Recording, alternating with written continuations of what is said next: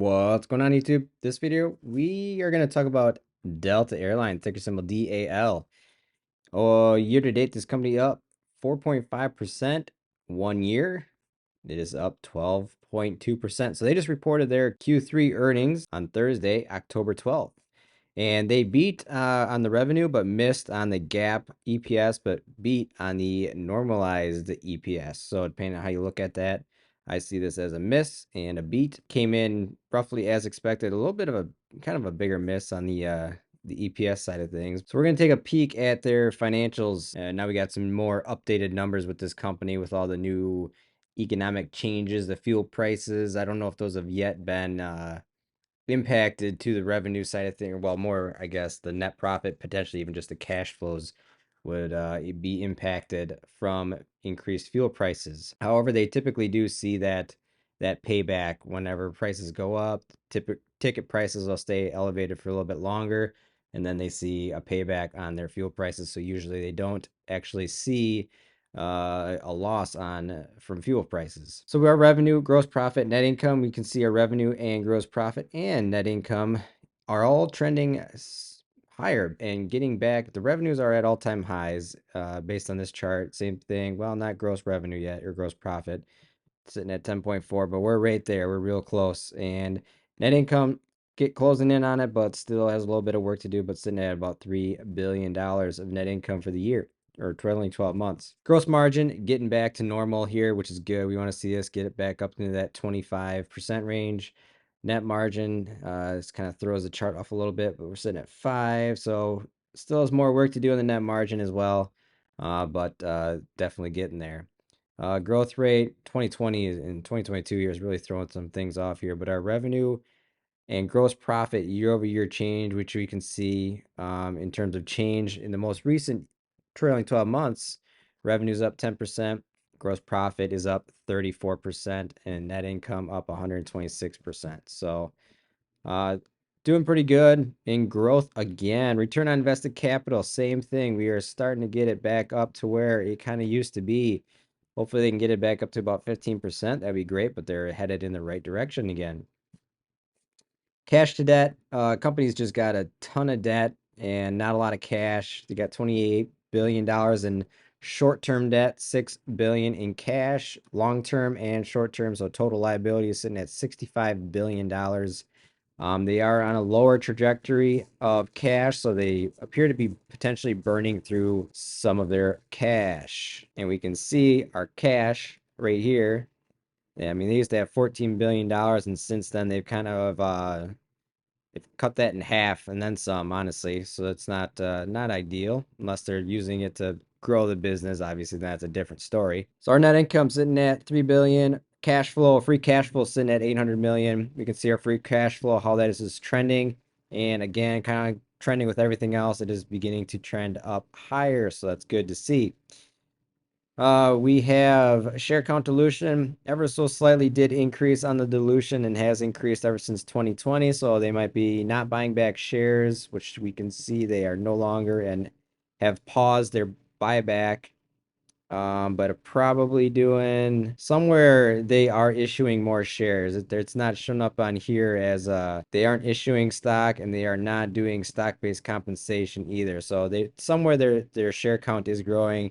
Maybe it's from options potentially. Maybe that's a reason why it could be growing a little bit. Dividend, they cut their dividend in 2020 and since then really hasn't grown. I think it's sitting at like 0.5% of a dividend right now, which I'm okay with. I'd prefer them to get their financials back in order before they start worrying about a dividend again. And same thing with share counts. Capital expenditures have been growing, but it looks like they are starting to decline a little bit. So that is also good. So we have 4 other companies to compare to: American Airlines, LUV, UAL, and JetBlue over here. We have a few red flags currently on Delta Airlines. We have our return on invested capital. We have share change is up just ever so slightly. Operating cash flow is more than our net income, and revenue growth in the next 5 years is only sitting at 2%.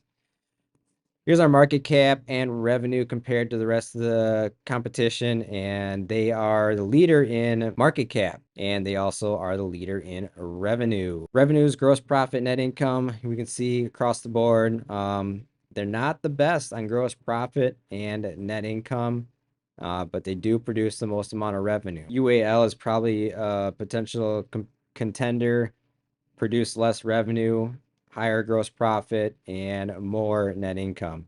Actually, not. Net income is about equal.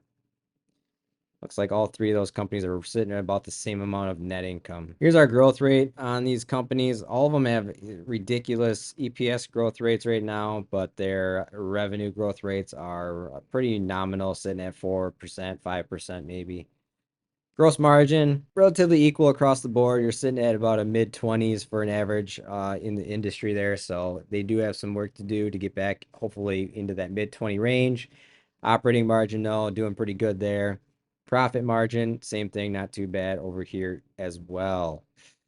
So their margins doing pretty good, except for gross margin. If they can grow their gross margin, operating and profit margin will likely follow. Free cash flow could do a lot better job. Obviously, they're working on recovering from, looks like basically 2020 is still impacting their business, and as of lately is beginning to it is beginning to clear up by the looks of it. Return on invested capital doing the best over there, and their PE shockingly really low. The whole airline industry in terms of PE is pretty beaten down, and probably a pretty good buying opportunity on some of these airlines here. Over here at the calculators, we have Delta Airlines. We have an 84% EPS growth rate, which gives us a peer-to-Lynch fair value of $446. Not happening. We're going to change that to a more reasonable number. We'll give them a 20% EPS growth rate, and that seems way more reasonable in my opinion. That gives them $86.66 per share. Multiples comparison compared to the four companies we just went over, sitting at $126.92. Manual PE, they have basically 11.7. So you take your market cap minus cash, add back in debt, divided by cash from operations, you get 11.7 for your manual PE. So pretty good. Price to book, 5-year average, 6.24. Currently trading at 2.6. Peg ratio today sitting at 1.2 peg, and forward looking less than 1. So looking very, very undervalued right now. Intrinsic value, $112.84. Oh, and we also have a dividend discount model, $36.67. Our DCF over here, discounted cash flow. Analysts have a growth rate of 45%. I'm not going to go with that because I feel like that is another inflated number. So I'm going to go with 10%. That is more realistic, I believe. That still gives them a DCF, price per share of $65.34. Rule 72, we have our EPS, current PE. We have three different growth rate sources for an EPS for an average of 10.4% growth rate. That goes into 72, 6.89 times. That goes into 10.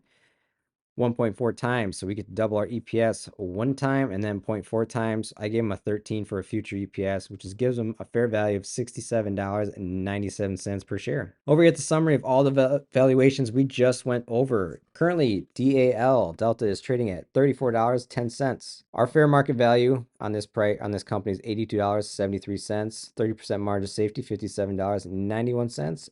Analyst price target of $55.25. So we are a good bit above where analysts are currently sitting on this company. So just something to be a little bit aware of. But based on our valuations, I mean, you could, if you wanted to, you could take out one of these two higher ones like Multiples and Benjamin Graham and compare the lower ones. And then maybe that gets you potentially closer to, it'll be less than 82, that's for sure. So if we even just did that real quick just to see what our average would be, sitting at $64 per share. So we are now over here at the stock chart, which we can see is looking pretty good, honestly. We are making higher lows, and actually as of lately, I would say in the macro scheme of things, higher highs and a double top. So this pullback right to this trend line, I believe, is a fantastic buying opportunity. You got your RSI, which is telling you it's oversold. Every time we sit near the lower side of this RSI and some of these companies, it usually means time to buy. And then on top of it, you draw in trend lines and look at the technicals and see like this is a place to start a position, I believe, especially if you like Delta. And overall, technicals look very, very good. I like how it's setting up. I like where it's at right now. I'm very interested in this. I'm kind of surprised that earnings pushed this thing lower. I think it's just got all the just all the economic things going on. You have the whole war, which I think might impact some of their shorter term revenues as well for until at least the end of October for now and around that time to see if they want to postpone it longer or not. In the bigger picture, I think Delta is not going anywhere and I think it'll do just fine. I think it'll correct its financials. I think it's doing a good job by reducing its dividend and not buying back shares right now and focusing on getting things back to where they need to be financially within the company. I think that is a very smart decision by the management, and I like to see that. That is what we got for Delta. If you found value in this video, drop a like, subscribe, comment, and we'll be back later with another stock analysis video.